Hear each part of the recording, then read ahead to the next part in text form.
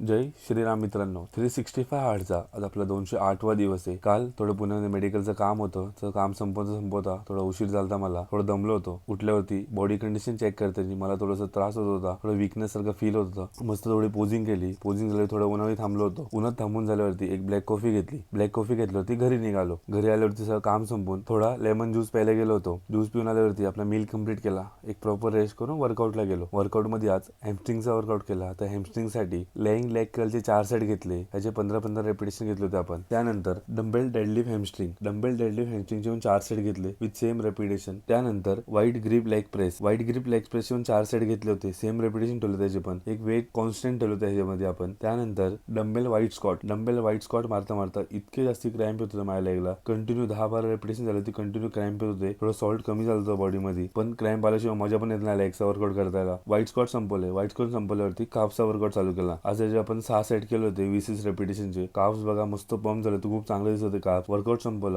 संपवून घरी येऊन आपला मील कंप्लीट केला. जय श्रीराम.